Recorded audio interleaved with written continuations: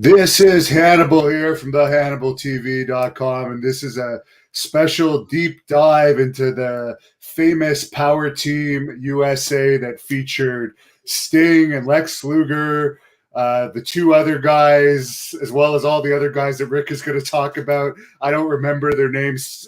Steve DeSalvo was one of them.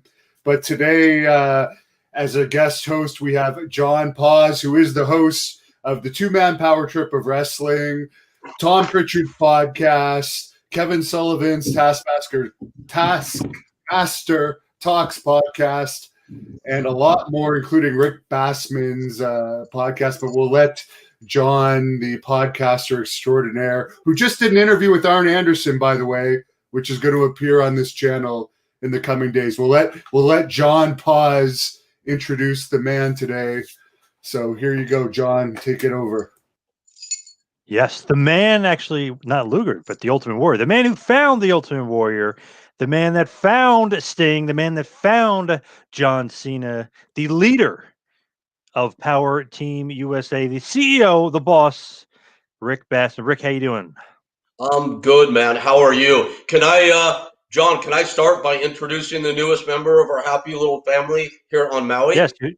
Yes, who is this guy? This is the newest addition to our family here. Say hi, buddy. And he came to us just 3 days ago, and he is the sweetest little pit bull of all time. And we don't have a name for him yet, so we might need some help from the listeners to come up with a name. Anyway, glad to introduce the new little dude here. Call him the Jim Cornette killer. You can sick him on that fat piece of crap. Hannibal, you're going to make John Paz cry, because there's some kind of love story going on there that we just haven't even begun to pull back the layers on yet. So I think we need to let that one go for the day. He is a close personal friend. That's all I can say. He's a great guy. Fair enough. I've got to say, not a minority. It almost makes me want to have an open mind about Jim Cornette, because John Paz, who I know to be a genuine, good quality human being, can call Jim Cornette a close personal friend. Then maybe there is something to, as you so eloquently said, this fat piece of shit after all. Yeah, I highly doubt it. The only good thing about Jim Cornette is he's a good bullshitter and con artist and self-promoter. But this is not about him. This is about Power Team USA. Cornette never trained anyone that became stars the level of the Ultimate Warrior and Sting. So we'll let John get it going, how it all started, because this was actually your first foray into professional wrestling, I believe. Yeah, Rick, that's one thing I want to know. Like, how did you kind of get into the business? I mean, you're going to create this huge thing, Power Team USA. You're going to get these guys that are just like molds of clay, almost just these green, huge, gigantic guys. But how do you start into pro wrestling? Well, I did, as Hannibal said, that was my first foray into pro wrestling. And it was a very, very, if I say so myself, a very misinformed one. What I like to say now, misinformed on my part.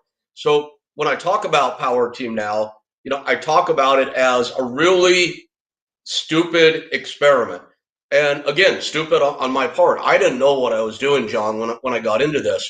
But let me explain what I mean, and you'll see why I'm saying this. So I grew up a huge wrestling fan in the early 70s. Actually, yeah, mid 70s when I really started to get into it. I was a big fan of the magazines. I know you know those, Pro Wrestling Illustrated, The Wrestler, Inside Wrestling, even some of the other non-actor mags. I used to get everything, man. This is when you could go to newsstands and actually buy magazines at newsstands. I'm sure most of the young listeners out there have no idea what we're talking about. But this dog, by the way, is like my new appendage. This dog will not leave me alone, which is awesome. You already had Saber and Gunner as name suggestions, by the way. Yeah, keep them coming, you guys, please. I'm gonna find something that good. Sorry? What about Piper after Roddy Piper? That's, I've thought about Roddy, but I didn't think about Piper. That's okay. That's worth, yeah. I mean, I don't know that I'll name him from a wrestling influence or not, but if I did, it probably would be that. Yeah, that's a good idea. Thanks, John. So anyway, I grew up a big fan, bought all the magazines. That's when we had territories. So our territory was LaBelle in California. So every Saturday, KCOP, Channel 13, with Dick Lane was the announcer. I remember the referees' names. I remember the phone number you would call to get your tickets, if you can believe that, for wrestling back then.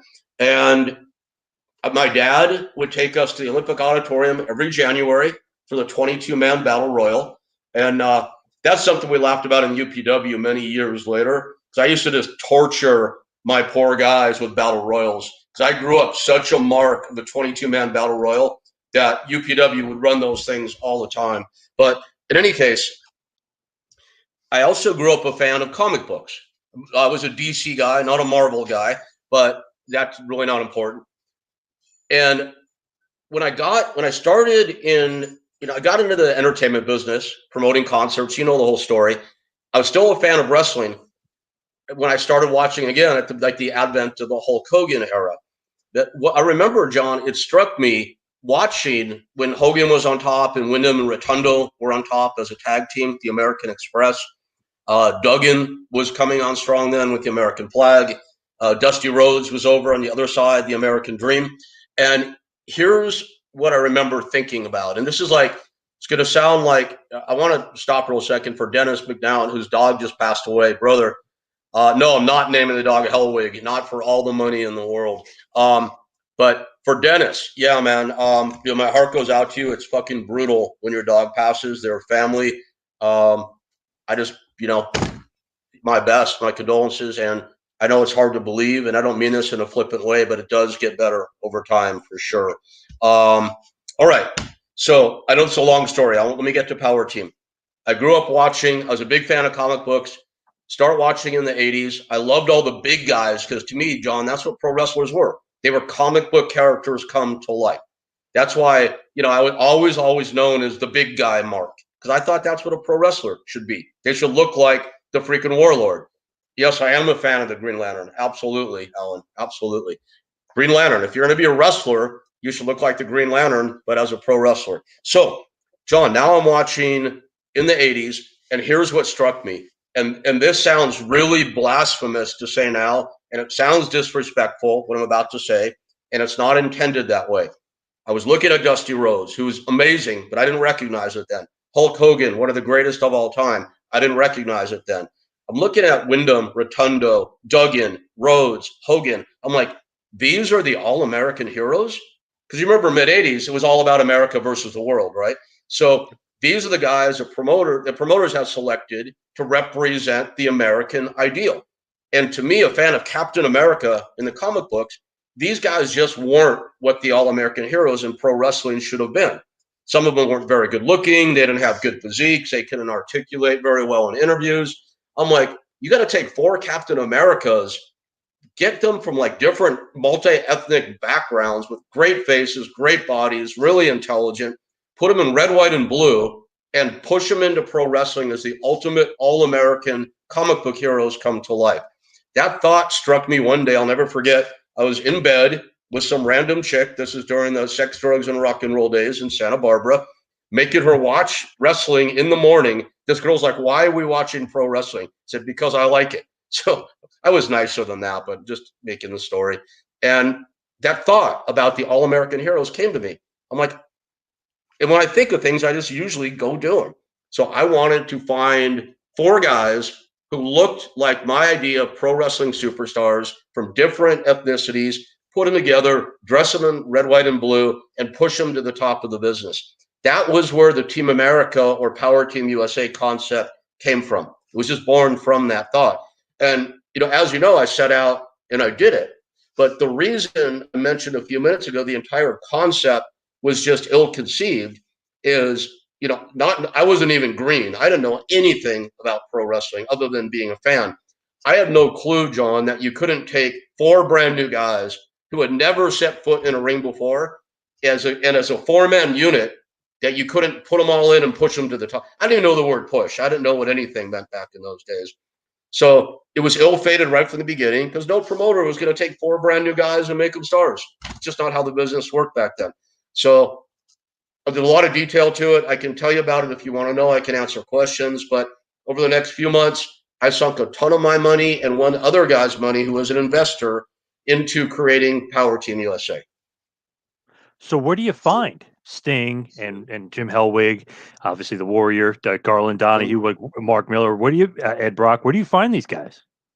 Well, my brother and I, as part of our little mini rock and roll empire in Santa Barbara and Ventura and San Luis Obispo counties, we had a security guard company that provided security for concerts and nightclubs and all that. And when I first had the idea, I'm like, okay, I'm going to answer your question, but to back up, I'm like, what ethnicities would Team America be comprised of? And these days, we probably say, well, Caucasian, Black, Latino, and Asian American. I think that's probably would be the first four we'd gravitate toward if there were going to be 4. Back then, my thoughts were Caucasian, Black, Italian American, and American Indian. Only reason being, this is going to sound like a really ridiculous thing to say. In 1985, the Latinos and the Asian Americans just weren't that big. You wouldn't have found a guy the size that I had in mind back at that point in time. So in thinking of the 4 ethnicities I was after, I immediately thought, whoa, Mark Miller from our security guard company, who was a very close friend of mine, fits the Italian American. And Garland Donahue fits the Black guy. So I just looked in my own backyard. I approached them. They're like, hey, we love wrestling. That sounds great. Why not? I then started searching around. Mark told me about a friend of his named Ed Brock. Now, in my book, I talk about the 5 that got away. These are the guys that, in my opinion, Evan Marriott, Joe Millionaire is another. Guys, in my opinion, had they stuck with it, would have been major freaking stars. Michael Hearn is another as well. Ed Brock could have been one of the biggest stars in the history of pro wrestling. He was 6'5", which back in those days was very tall. He was 290 pounds, jacked to the gills. The guy was like a better looking version of Johnny Depp on a 6'5", 280 pound body with long black hair. And he was real legit Native American. So I cast, for lack of a better word, cast Ed Brock as my American Indian, and then found a DHL driver by the name of Jerry Botbael, great looking, 6'6", 295 pound, blonde haired, blue eyed, all American boy. Cast Jerry as my Caucasian and put money together, rented a place, built a ring, hired a trainer, started training them. Very quickly, Jerry and Ed became problems for different reasons. So we got rid of them. Now back down to 2, the Italian American and the Black guy. I needed 2 replacements. I became friends with Pete Grimkowski and Ed Connors. They were the founders and owners of Gold's Gym Worldwide. They were keeping up on what I was doing. They thought it was a great idea. They're like, man, you get this thing to take off. Gold's Gym will be involved in a major way. I'm like, great. They actually threw some money in as preliminary sponsors. And not Pete, but Ed Connors said to me, I know a guy you might be interested in for your Indian.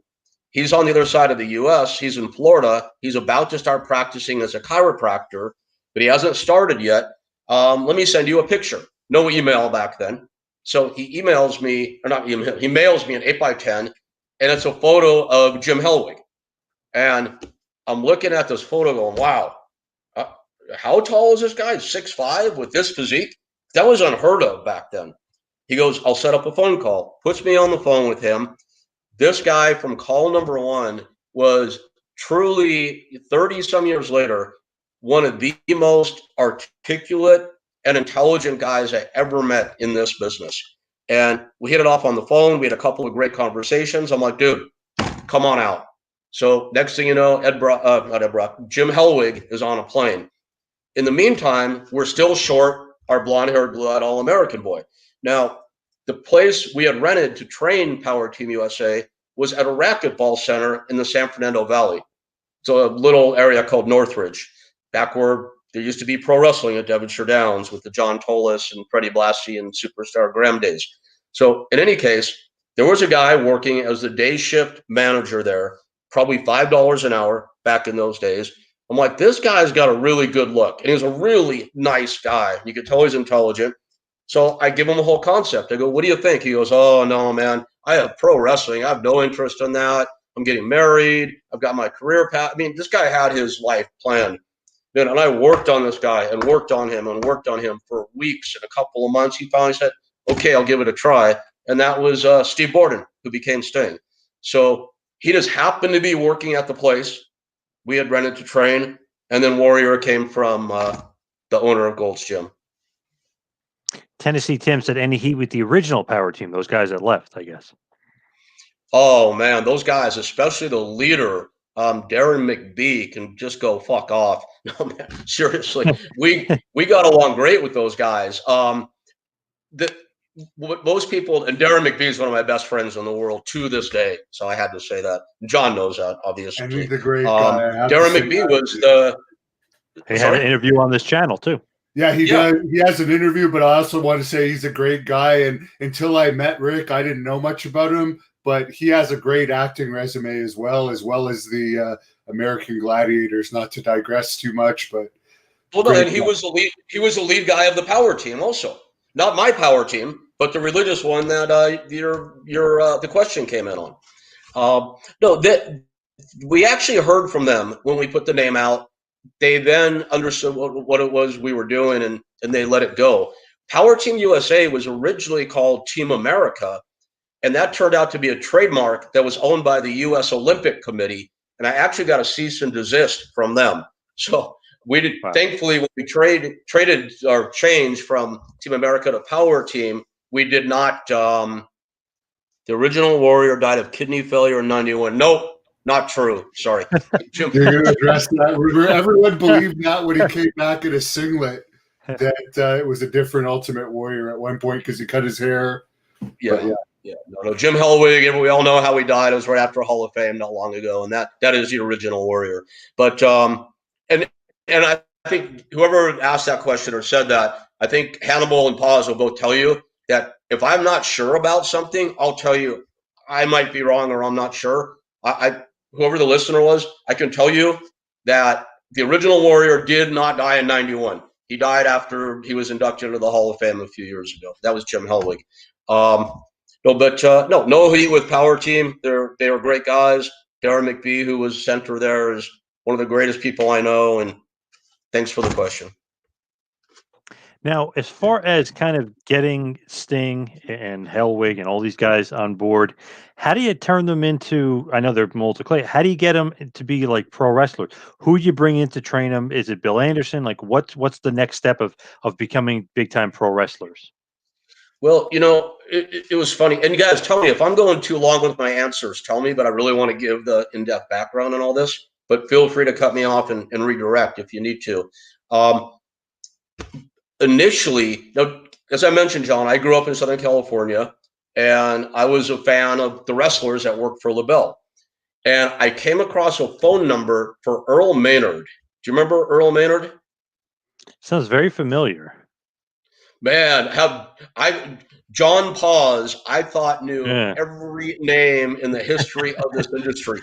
And this will actually help to I did not go to Warrior's funeral, no, because we were not associated. So that's a no. We had a falling out a long time ago, which I'm sure we will talk about later. No, I have not met Warrior's brother ever. I knew his ex-wife, Sherry. We were friends. That was the only person I knew from his private life ever. Do not know Dana Warrior either, or the kids.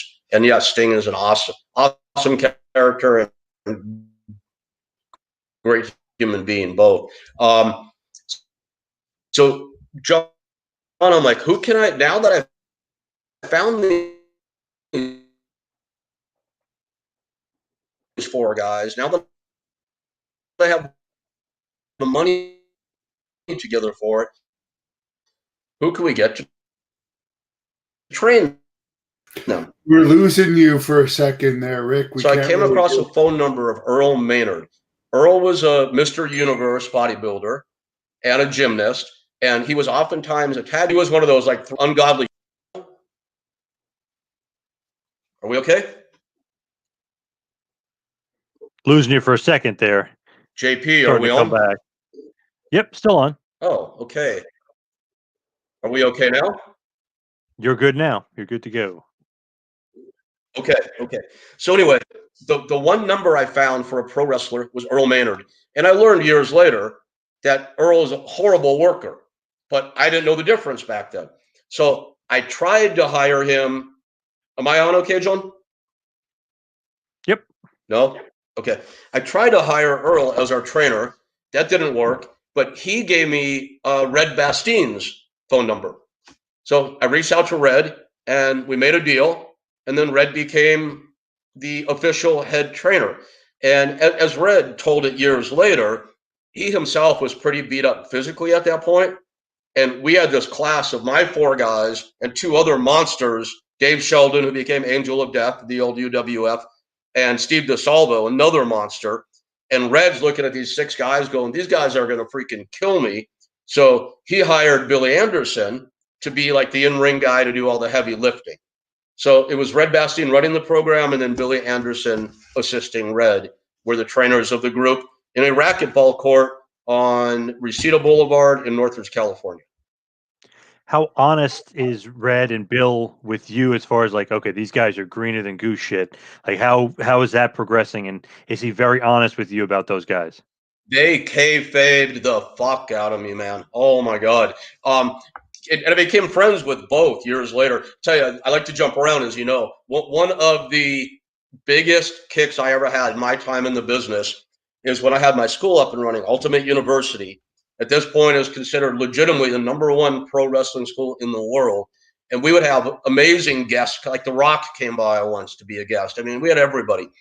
I had Red Bastien in as a guest one night to talk to the crew, which was, 20 years later. And or whatever, 17. He looks at me, he goes, oh man, he goes, I never thought you would do anything in this business. And he goes, and look at you now. And I said, obviously you didn't by the way you treated me back then, which is fine, because in the mid 80s, you didn't let people into the business. It's how it was. It was very, very kayfabe. And I actually had to fight after paying them a lot of money and paying all the expenses. They did not smarten me up to anything, to be honest. Here we got a question from Zan Arroyo. Were you upset Warrior held up Vince for money in 91? SummerSlam 91. Dude, I didn't know about it then. I know the story now, like everybody else, and I just kind of shake my head and said, it figures. It just figures. That's all. Warrior is not a good.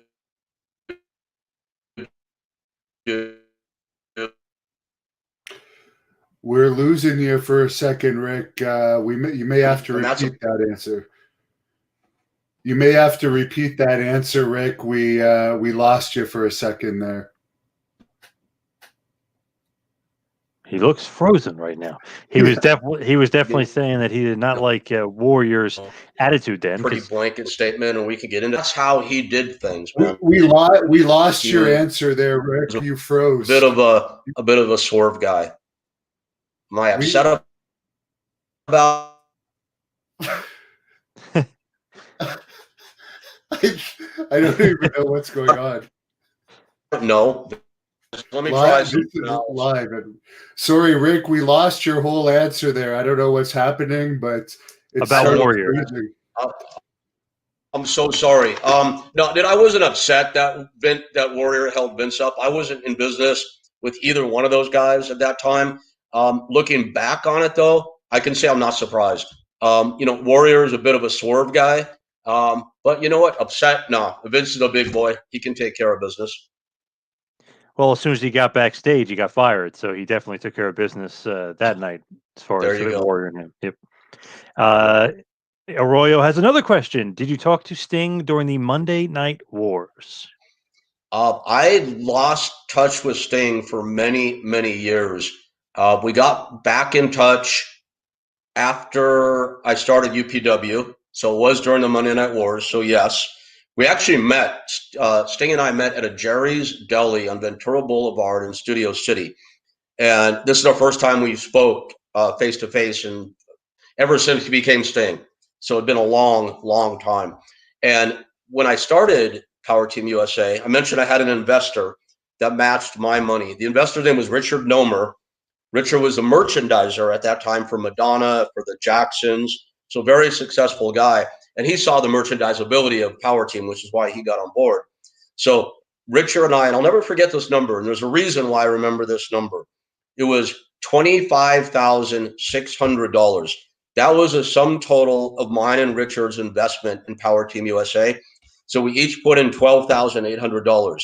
And we had the four guys, the four members of Power Team, including Warrior and Sting, all sign agreements that they would pay us back if we split up and they became successful.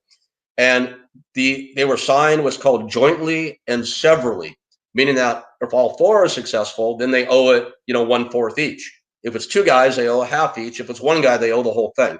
So many, many years later, Sting and I met at Jerry's Deli on Ventura Boulevard, and he handed me a check for $12,800, which was my portion of the investment in Power Team. That's when we started talking again, became friends again, and he actually came out and did an appearance at a UPW show at the height of his fame as Sting. He didn't do an appearance on the show, but in our merchandise area, I had Sting, who was WCW champion at the time, RVD, who was ECW champion, and Ivory, who was a WWF women's champion, had all three of them lined up side by side signing autographs, which is pretty cool. That was a neat hat trick to be able to pull off at that time. Shows you the kind of guy Sting is, too, that he remembers that amount of money. He's going to give you the check, like he said. A man of his word, honor, integrity. Pretty cool of the Stinger to do that. He's a very, very solid human being. And I'm not saying that just because he paid me back. I know him well now. We talk often, and he's just a very, very stand-up guy for sure. Really good dude.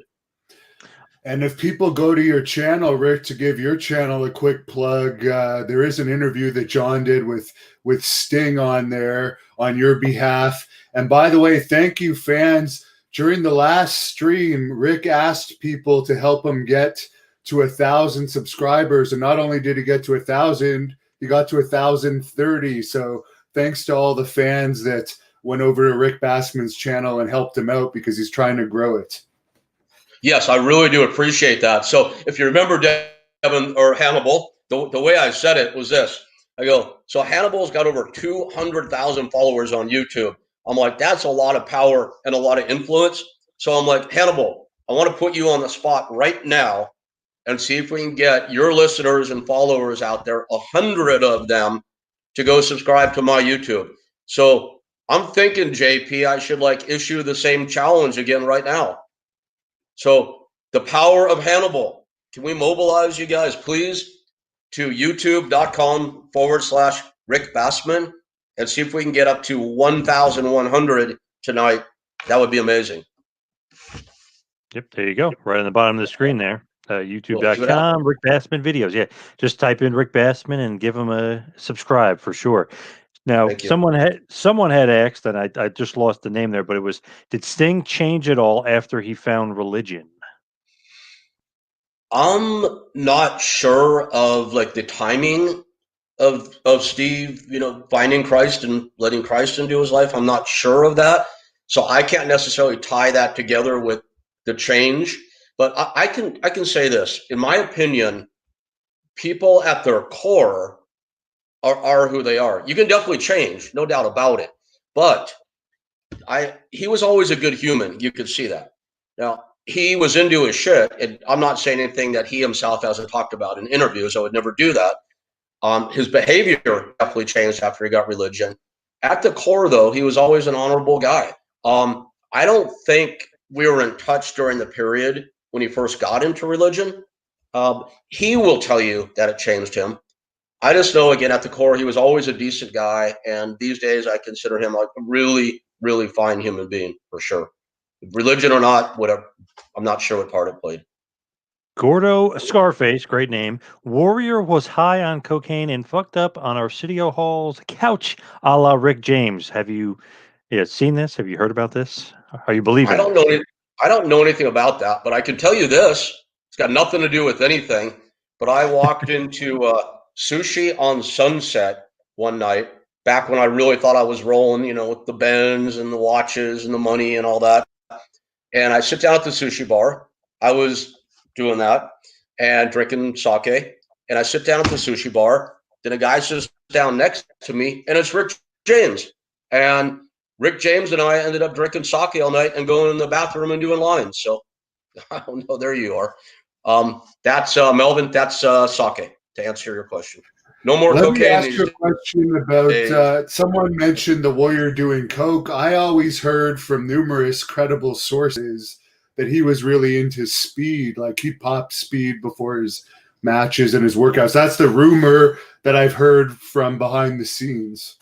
I can tell you this. I can't comment on that one way or the other. I was very not in tune in those days to what speed was. I don't even know if I had heard of it at that point in time.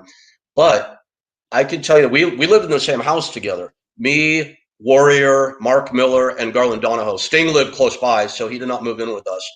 But coolest 5'4". That's awesome. Don't tell that to Jake. Don't tell that to Jason Hervey, though. You'll make him cry because he thinks he's the coolest 5'4". Although he won't tell you he's 5'4". He'll tell you he's 5'7", which is a lie. He's 5'4", but he'd probably be upset by that. But thank you. We live in the same house, and Warrior could go from 0 to 100 at the drop of a freaking pin. I mean, turn bright red, start sweating, go into, back then, before, the Ultimate Warrior character had ever been an idea in anybody's mind, that's who he was. He was fucking nuts. I always thought it was anabolic steroids, but maybe, if you look back now and go, maybe he was on speed, I wouldn't say, oh, no, he was. Because if anyone that knows about speed, it does cause a lot of sweating and it does cause heart issues, obviously. But so do steroids as well. But that's just a rumor I've heard, and I'm not saying it's accurate. But a lot of wrestlers, even Ricky Steamboat, has said on the record he popped it before matches here and there. It wasn't that uncommon to pop it back in the 80s. That's when they're called poppers, I think, right? That's why you're saying pop. Yeah, that's one thing I always luckily managed to avoid. I don't have much any personal experience with it, but certainly not heard good things. If we came to learn factually Warrior was doing that, I wouldn't be surprised in the least. I just can't sit here and say that I know that he did. Bond Lewis says, any rumor that Sting and Luger's kids are trying to break into the wrestling business? I don't. This is funny, John. Can you believe I have never even met Lex Luger? And I thought I knew everybody in the business. So I don't know anything about Lex and his family. I would think I would know if Sting's son was trying to get in the business, but I don't. I would think I would know, but I don't know one way or the other. I'm not saying it's not true. I've just not heard it. Boris says, what kind of gear did everyone use back then, Rick? Well, we had a thing. Gear back then was mainly, it was testosterone and Deca, and Anabar was just coming onto the scene in those days. That was your pretty common cocktail then. We had a thing that we, never do coke, do speed. It's much better for you. I don't know about. I've heard speed is way worse. I used to do a lot of coke. It's been probably 15, 20 years. I'm glad it's in the past. I know none of them are any good for old guys like us or young people for that matter. But we had a thing, John, that we would half jokingly refer to as the pro wrestling diet. And here's how we would describe it to people outside of the business. It's like, and you talk about painkillers and how that becomes part of it, so many people's lives. And it makes sense when you figure, you're on the road back in those days, 5, 6, 7 nights a week. A lot of guys are working 2 shows a day. This sounds impossible in this day and age, but that's how it was. You're inevitably bumping on hard rings, even if you're not. The ring is not a trampoline, no matter what anybody says or thinks.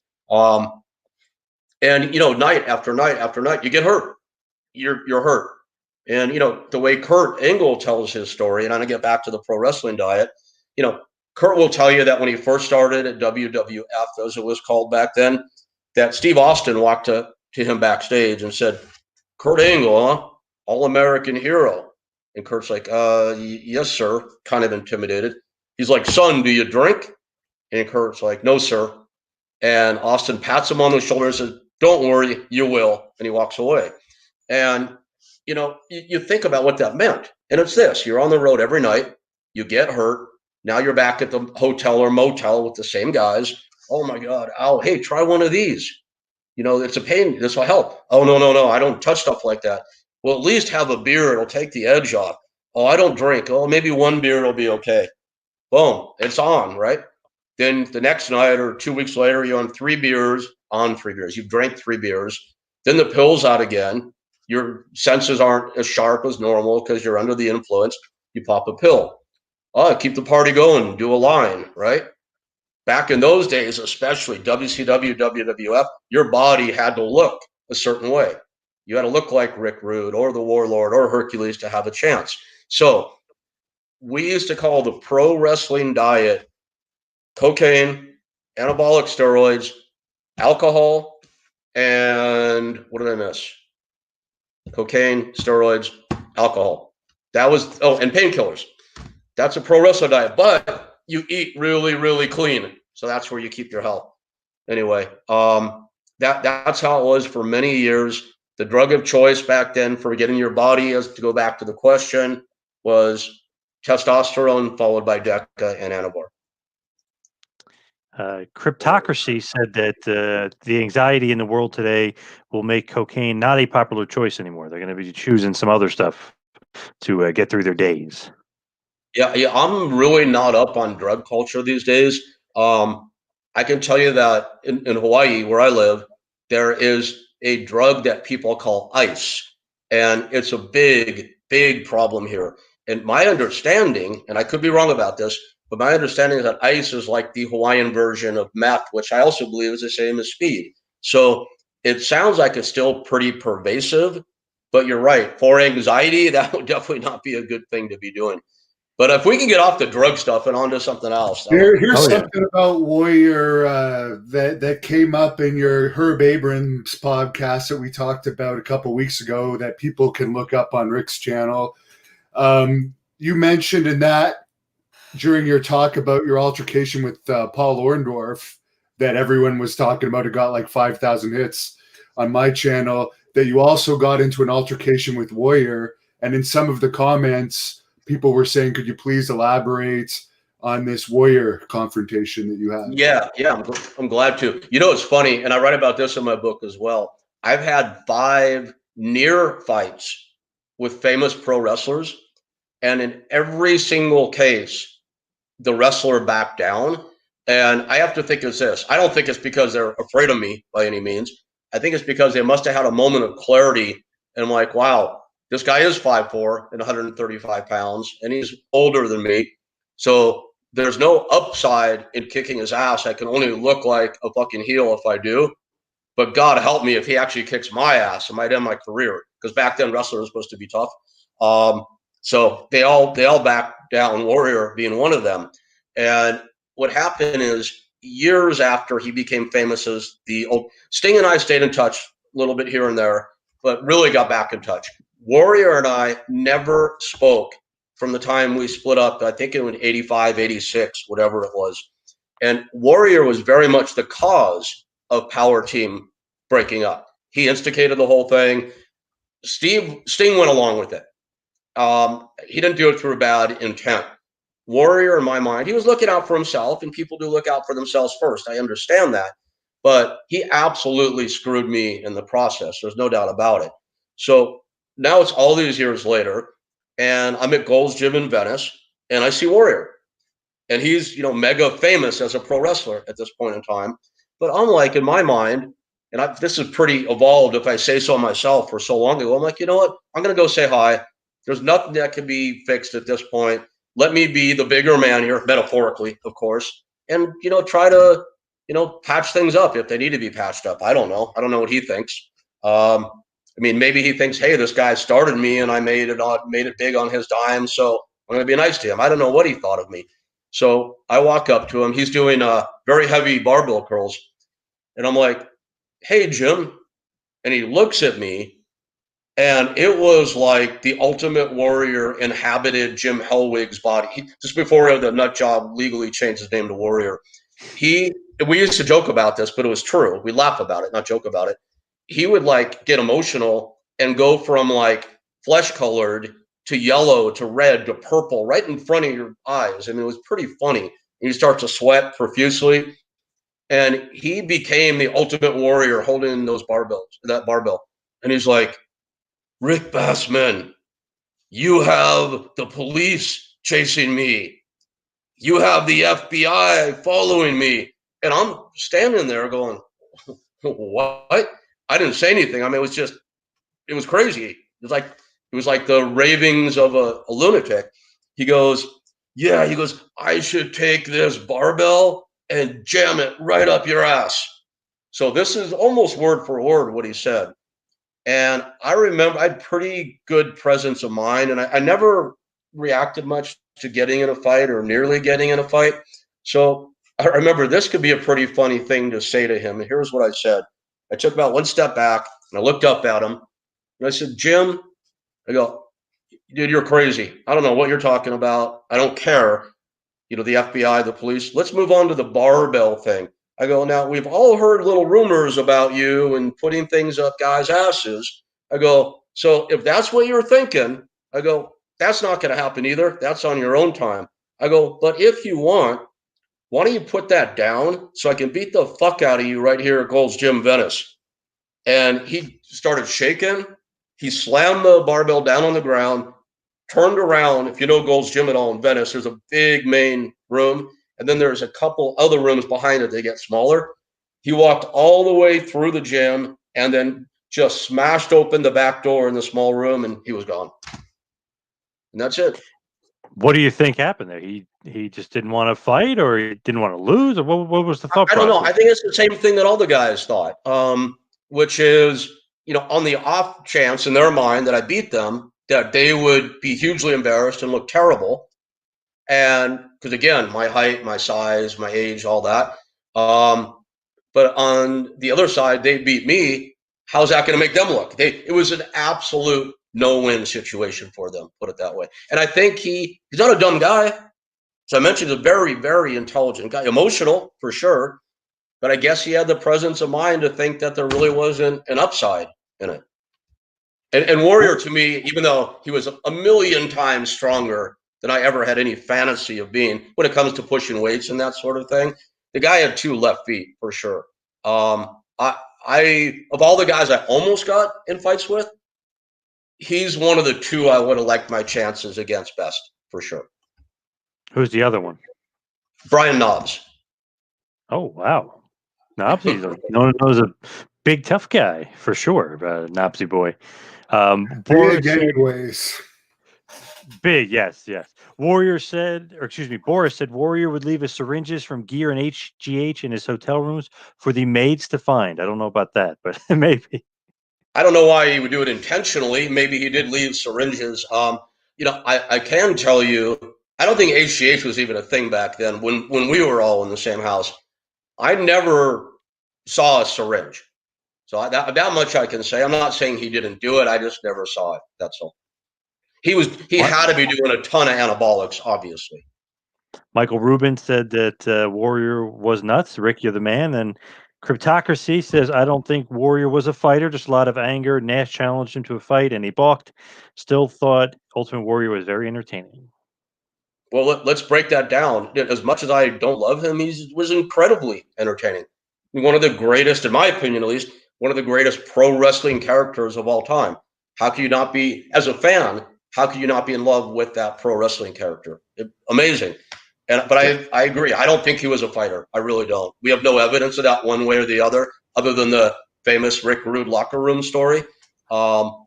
But I still think, like, let's hear that. I've got Smash's version on this channel, but I haven't heard another version. Could we hear your version of that? I don't have any inside knowledge on that, man. My version is the same as most people have heard, and I'm glad to repeat it, which is they were working a program, Warrior and Rude. Warrior is very full of himself, as people know, and that he was stiff and rude night after night. And Rude told him to take it easy prior to a match. And the Warrior, fuck you, I'm the Warrior, I can do what I want, or the Ultimate Warrior at that time. And they got in the dressing room, and Rude said, okay, now it's receipt time, and handed him his ass. That's all I've ever heard. But I've heard that from plenty of people, enough people that truly should have had firsthand experience, like Jake, for instance, that I believe it's true. This came up yesterday. I don't mean to get off the Warrior subject, but you might know this because you're very well connected in wrestling. Ken Patera said in an interview that I guess, and many people have said it, Jake, Duggan, Honky Tonk Man, that I guess Rick Rude had tried to, according to the rumor, inject some of that substance that porn stars use into his dick, and something went wrong. And there was going to be some medical issue, so he ended up overdosing. Did you ever hear anything like that related to his death? This is the first time I ever heard that, man. I wish I could add to the info or the tale, but I sadly have nothing to contribute. I've heard that too, but I've also heard from a lot of wrestlers that he was very experimental with everything. Like if there was a new steroid or a new whatever coming out, he was the first one on it, first one to do it. So if you're going to do a concoction and put all these different kind of shit in your body, can't be good for your heart. Obviously, the dick stuff too is probably going to end up fucking up your heart too. But he seemed like he was the experimental guy, the guinea pig, the guy that would kind of say, "All right, Decade, this is good. You know, look what it's doing for me." That in the long run cannot be good if you're doing all those different kinds of stuff. And this is Rick Rude you're talking about, correct? Yes, Rude. Okay. Rude. Yep. Yeah. Yep. So when you said the word concoction, was that intentional? No, but now that you say it, yes. Anyway, you know, I only met Rude once, and a bunch of us ended out and about together one night, and I thought he was great. We talked for probably an hour, and I thought he was a really cool guy. I did think at that point in time, I thought he had the single best physique in all of pro wrestling. He wasn't the biggest guy, but in terms of symmetry and just how he put it all together, he was definitely doing, I mean, genetics plays a part, of course, but he obviously was at the top of his game when it came to experimentation or doctoring or whatever you want to call it. Yeah, I would say Rude and Luger probably, and you could throw a Warrior in too, but Rude and Luger probably had the two best ones.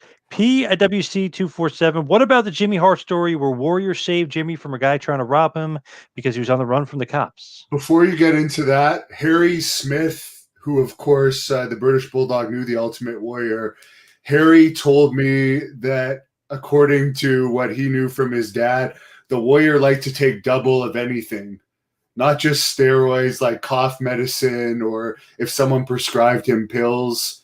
According to what Harry told me, that was his mentality, double it up. So a lot of wrestlers take more than they're prescribed. Yeah, but that's what I was going to say. Yeah, right. I mean, wrestlers are a pretty extreme lot, man. You know, for those who are just getting in the business now, you know, it changed drastically. And that's a good thing. It's a much healthier profession these days. You know, back in those days, I mean, 90% plus of the guys were just running it until the wheels fell off.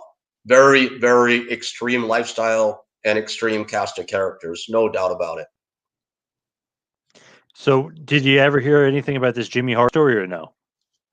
No, you know, I would challenge that on a lot of levels. I'm not saying it's not true. Maybe it's the truest story we've talked about tonight.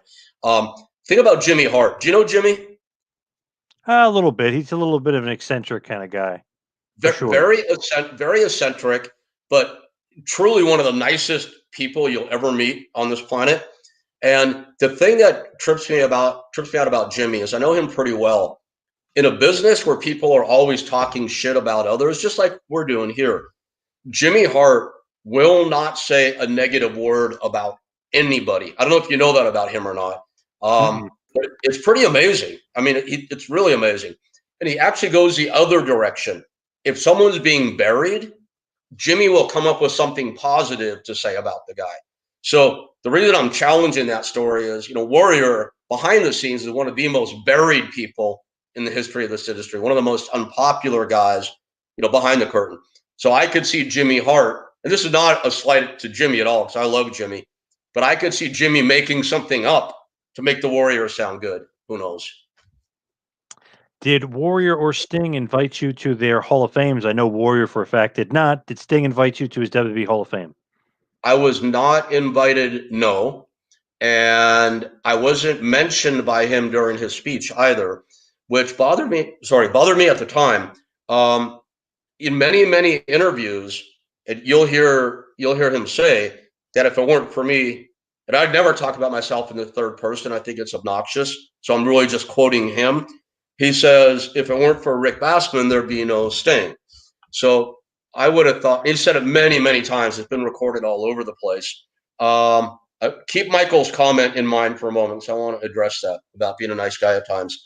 I wasn't mentioned, and it bothered me. And I was told later on the best authority that you possibly could have that he was instructed specifically not to mention me during his speech. That's Sting. Oh. Wow. Weird. Very weird. Okay. So Warrior from Michael Rubin said could be a nice guy at times. Okay. So here's what I would say. Look, Hannibal and Paz, we're the three of us are in a business where we know a lot of celebrities. We've met many, we know a lot of them well, and it's just this. You meet people that will meet a celebrity, and it could be a celebrity that 99% of the population says that's the nicest person I've ever met. And then this one person goes, oh, I met him and he was a dick. And then you'll hear the reverse. You'll hear something about a person over and over and over and over again about what a horrible person that person is. Then somebody else will say, oh, I met him and he was really nice. So, I mean, it's a long examination of that comment, but it's this. Can you name one person in your life, celebrity or otherwise, and this question's for everybody, that is not nice at sometimes and then not a dick at sometimes? Everybody. So I'm just saying Warrior had his nice moments. Like I said, when we first talked on the phone, I was like absolutely charmed by this guy. He's intelligent, he's articulate, he's funny. Anybody can act for a minute. What did Warrior do? You were kind of mentioning it before to break up Power Team. You said he was a bit selfish about it and he was kind of doing it for himself. What did he do and how did he kind of recruit the other guys to kind of break up the team? Well, it was very specifically what happened was I went like the distance to put together like amazing promotional materials on these guys. I've got their costuming and their gimmicks together, the best photographers, the best studio, the best graphics to make it look amazing, put these great promotional folders together, and then mailed them out. Again, no internet back then. So mailed them to every territory in the industry to create awareness about them. What happened was Warrior got it into his mind, and I want to back up for a second. I mentioned a while ago that the entire concept was ill-conceived. That's my blame. I take the discredit for that.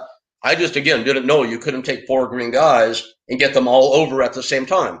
It just wouldn't work that way now, let alone then. You just couldn't do it. So Warrior got it into his mind that he and Sting had the best chances of getting to go somewhere. So he went to Red, unbeknownst to me, and said, Red, I know all the promoters know who we are now because, that Rick sent packages out. Sting and I are ready to bail. Do you think you can call some of them and see if they'll just take the 2 of us? And that's what happened. Red made calls, which he apologized to me for many years later. He said, man, Rick, I was just looking out for the boys. I'm like, yeah, I get it. And then they got a call to head on out. And then there you go. TAP. Rick Bassman found Sting in the Ultimate Warrior. Sting came after Flair, and Warrior came after Hogan. His find has a direct role in major wrestling history, which is true. He definitely had a lot of direct roles with finding these guys. Yeah, obviously Hogan and Warrior, big stars. Flair and Sting. You found Sting and Warrior out of that group, so pretty amazing. Yeah, one thing I remember from back then, even though the group disbanded, and I lost my money and I lost the opportunity and all that. I remember 2 out of 4 getting over isn't bad. Yeah. Not bad. Hey, It's funny. Our team had literally about 18 or 19 guys in it over all the different versions, but there's 4 that are known because of that one picture that's always printed, of course. I remember, John, you see, back in those days, people that are, new fans or haven't studied history may not remember back in the mid 80s, man. It's like, I don't even know who the champions are right now. You probably know because you're way more up on it. But the point being is it changes a lot these days. And as we all know, as Meltzer writes about ad nauseum, the championships for many, many years now just haven't had any real meaning. Back in those days, man, you knew who the champion was. You knew Vern Gagne at AWA and Dory Funk Jr. at NWA and Bruno Sammartino at WWF. You knew who the champs were. Even all the way into the mid 80s, dude, you knew it was Hogan at WWF and you knew it was Flair at WCW. And I remember, because, changing the belts back then was a big, big thing. And the changes happened. You probably know the time frame better than I would, but I would say within a month or two of each other, you've got Sting over Flair and you've got Warrior over Hogan. And Pro Wrestling Illustrated put magazine covers out on both. Warrior with the belt, which is an action photo because they didn't allow the photographers in. And then Sting, which is a photo Apter took, Sting with the belt. And I remember, I don't know if it's because I was proud, because I was trying not to harbor a grudge, because I was still a mark. I don't know what it was, but I bought both magazines and I framed them both together in this whole power team collage. So that was pretty significant for the time that those became the 2 guys. No doubt about it. Yeah, Warrior, 1990 of March, WrestleMania 6 beats Hogan for the title, and Sting, July, Great American Bash, 1990 beats Flair. But Sting was injured. He was actually supposed to win it earlier than that. He got injured. They had to waste a few months, and kind of Flair had to hold the belt for longer. So Sting initially should have won it first, and then Warrior, but it flip-flopped. But basically, they were the champ at the same time in 1990. They ruled the wrestling world and beat the 2 top dogs. So it was pretty significant. JP, are you looking all this shit up, or you just know it off the top of your head? No, I remember it. Just right off the top of the head. Yep. Wow, that's impressive.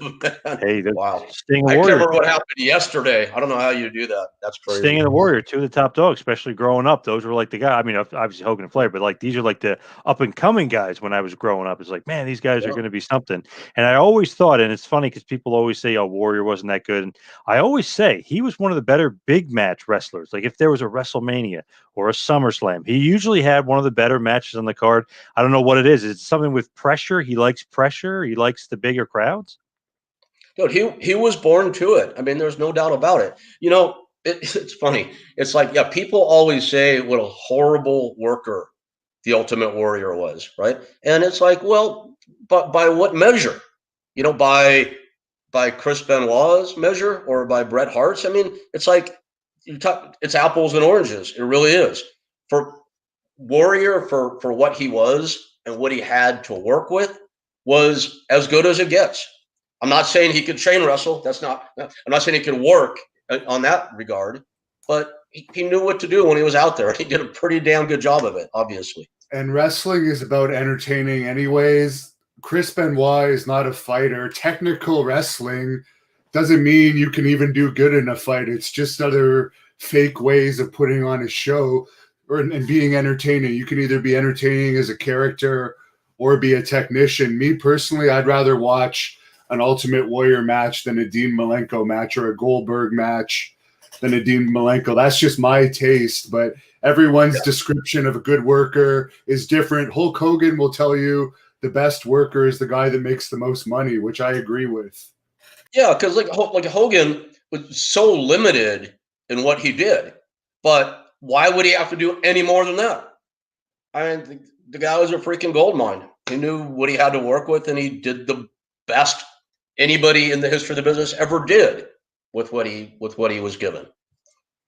Yeah, and it's just funny if you just look at Warrior, WrestleMania 6 against Hogan, WrestleMania 7 against Savage, easily two of the greatest matches in WrestleMania history, and obviously the two best matches in a row, 2 years in a row, Warrior, and in the biggest Yeah. stage. So he's pretty good for what they say. Oh, he couldn't work. He definitely could work. It's just your definition of work in wrestling.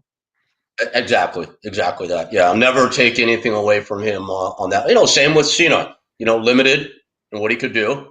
As you know, I'm also not a fan of his. Just I'm not a fan of Warriors as a human being. But Right. he had gifts, John Cena, and he knew what to do with them. There's no doubt about it. You can never ever take that away from those guys. You'll probably have to do a John Cena podcast one day because I don't even know the story on that. But someone asked earlier, I've lost the question about what your thoughts are on Warrior University as a fellow pro wrestling school operator. When I first heard there was a Warrior University, like my reaction, like most people's, was to laugh. And the reason I did that is I heard, and I think I was misinformed, that Warrior was going to be the head instructor, and that's why I laughed, because we're talking about what a great performer he was, and he was the best. He was not a guy that could teach somebody how to be a pro wrestler. I still don't really know what happened with Warrior University, Hannibal, and I don't really know what they did there. All I would say is this: if he had a real setup and legit instructors that could bring people along, then why not use his name to draw students in? Makes sense to me. Absolutely. It's just interesting that, him of all people would be doing wrestling training. And just in your head doesn't go hand in hand, just thinking of it. No, but again, he was a marketer, clearly. So to me it was a marketing, I don't want to say angle because that makes it sound cheap. To me it was a business decision that makes sense on a business level. Somebody Why there was not? saying you're engaging and entertaining. I missed the name on there, but they're loving your conversation here. Here we go. Guardian of Chaos. Cool name. Rick, you're an engaging conversationalist. Great listen. There you go. Oh man, thank you. That's really nice. I appreciate that. And John, I always I do appreciate that. You know how I am about that sort of thing. So thank you, Guardian of Chaos. I saw I got a $5 tip earlier. If someone could tip me like $7,000, then I could get fillers and get all these wrinkles taken care of, and then it would actually look okay also, in addition to being a decent conversationalist. You actually don't look your age. Not that you're that up there, but you've actually aged fairly well considering everything you've done, as you've discussed in Well, many of I figured, Devin, after like 30 years of alcohol and cocaine and heroin for a short period of time, and not to mention my 15-year pain pill addiction, when you combine all that with 3 years of stage 4 lung cancer and a heart attack and 2 strokes and being shot and being stabbed and all that, and the homelessness that came with all the stupidity, that's been the recipe for my good looks now. It makes sense. Nice. Now, as far as Arroyo's got another question. How are the other two guys in the photo? I believe Mark, is dead, and obviously Garland Donahoe is still alive and kicking and doing well, right? He's with his daughter, I think, right? Lives with his daughter. Yeah, and grandchildren as well. Yeah, Garland Donahoe is living in North Carolina. Garland was the oldest member of Power Team, so I think he is 62 or 63 now. And he's just a good, solid dude, man. He really is. And I still wouldn't want to mess with Garland. Garland, in my mind, was always the toughest guy legit in the group, no doubt about it. Mark Miller, and it kind of makes, God, I feel there's so many friends have died in this business. And Mark, I still feel more than any of them. Him and Sean O'Hara, because they were my two closest friends in this industry who have died. And they were both by suicide, sadly.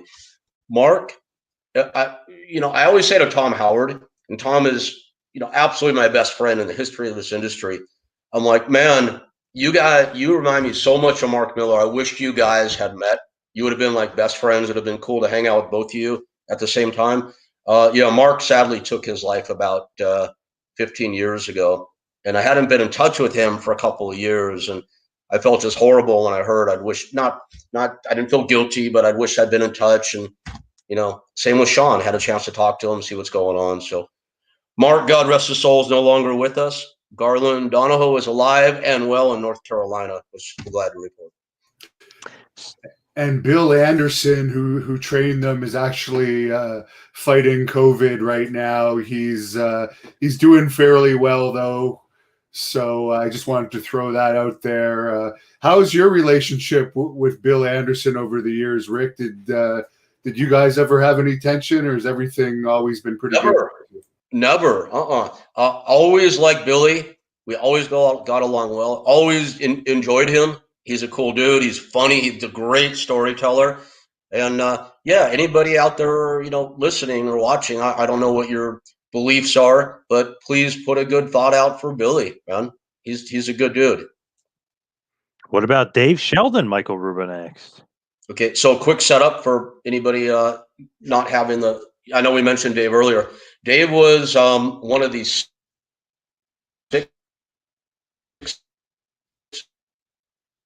student basketball court with Bill Anderson and Red Bastien. 4 guys were power team. The other 2 were Steve DeSalvo, who had a brief run in Calgary, I think, Hannibal. That's not wrong.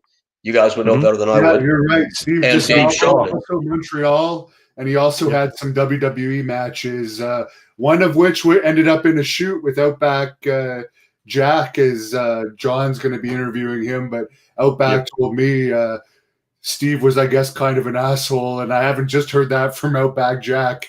He liked to rough people up in there. Yeah, he was a tough mother, man, Steve DeSalvo. Yeah, I always wanted to see Steve and Garland Donahoe go. I thought that would have been interesting. But Dave Sheldon was the 6th member of that training group. Big guy for back then. I would say 6'6", 320.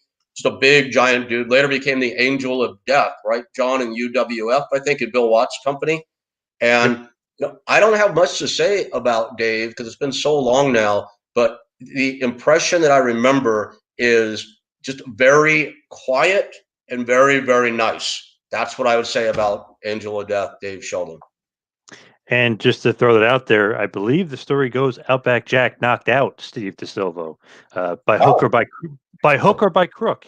He was able to make him pass out. So as the old story goes, you never know in a fight. You know what I mean? You don't know. Yeah. You never.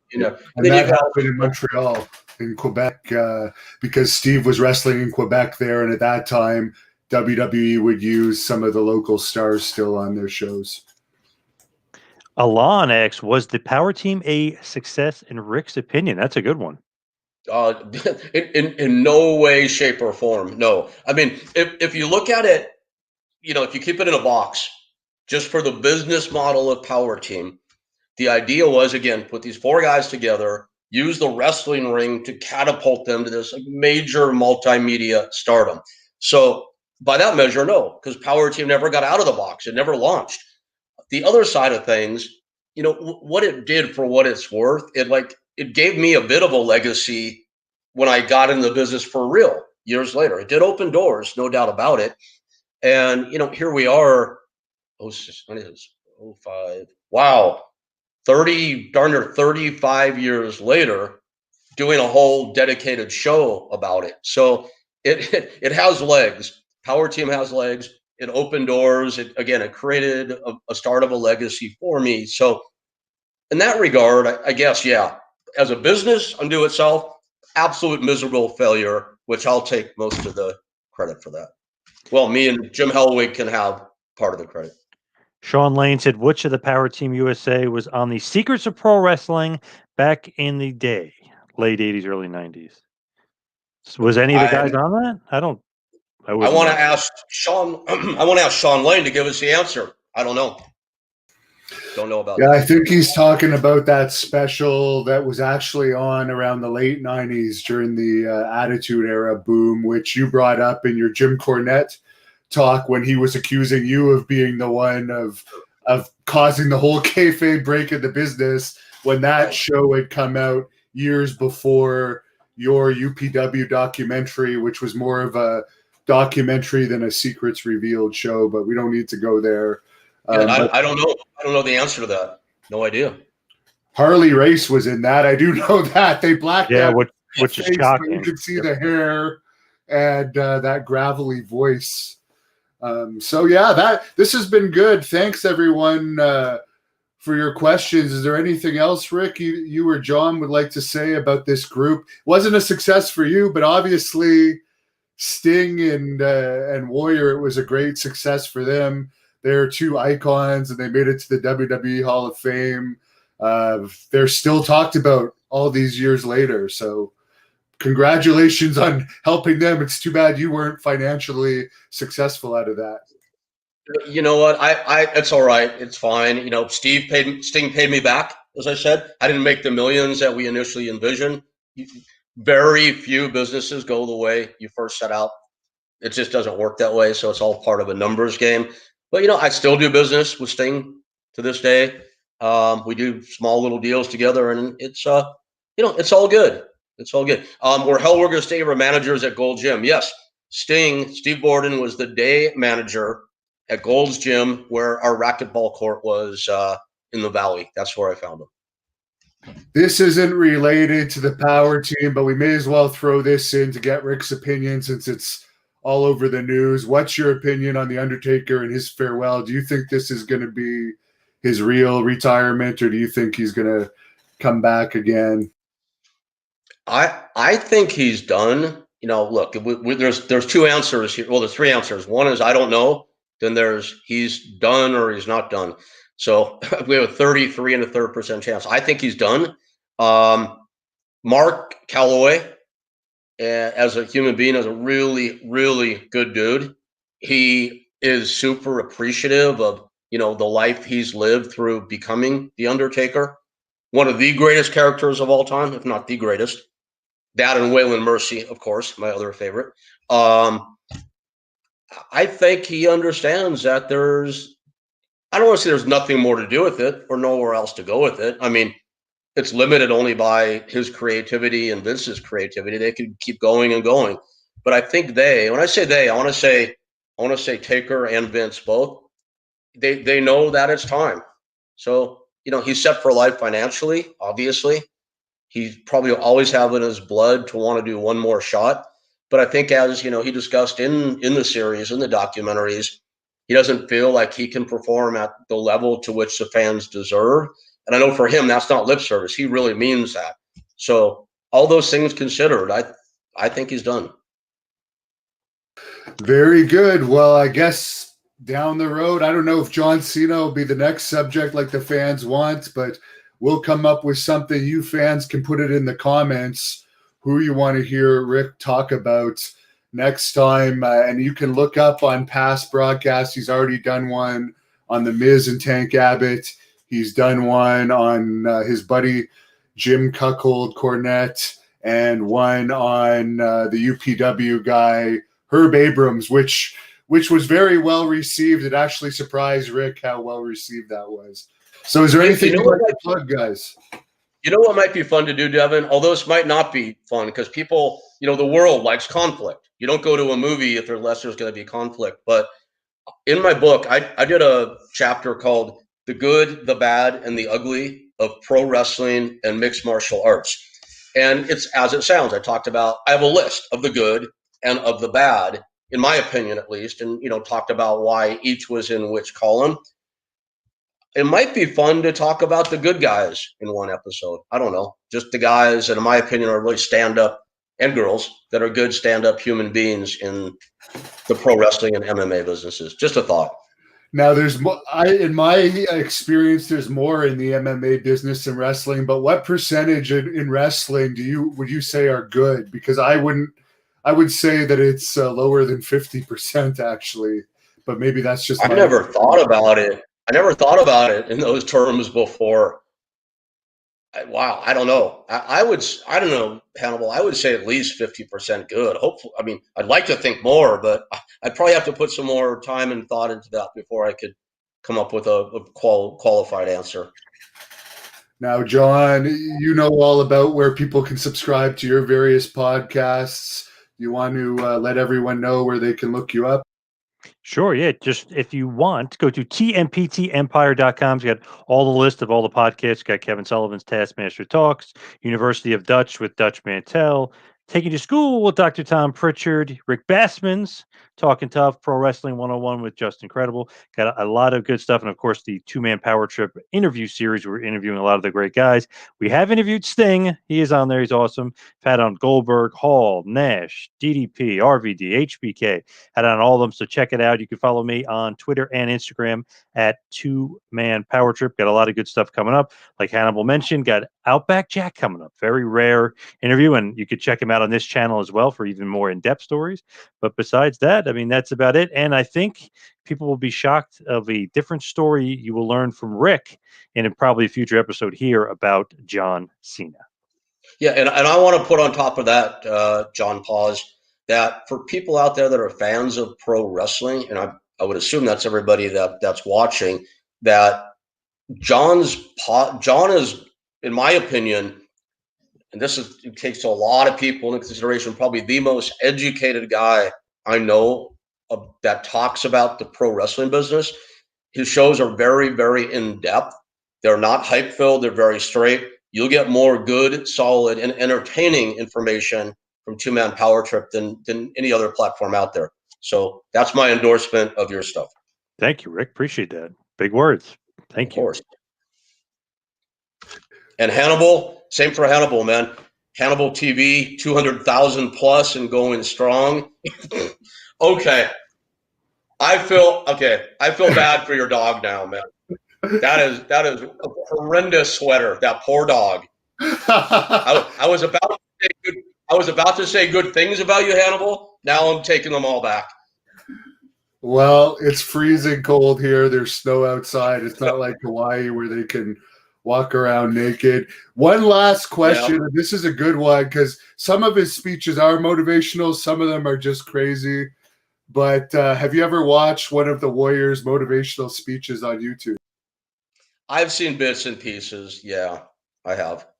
Should I comment more than that or just say yes? well, sure. I mean, I'll say this. The injections of inspiration that he did were good, but the ones that he did at the universities are He's just unhinged. He's unhinged, man. Yeah. The one at Penn State, specifically, I think is the craziest one. Yeah, but, they're comedy at its finest. But I'll let you guys shut this down however you guys want. I'm checking out of here. Last thing I would say was this, because I just said I've looked at his speeches as unhinged. He was a human being. He left 2 daughters behind. And I mean this sincerely. I don't know them, but I wish them all the best. And I hope that, whatever they hear from me, from you, from anybody, that they remember their father fondly and that they have, good memories and a good life for what he left for them.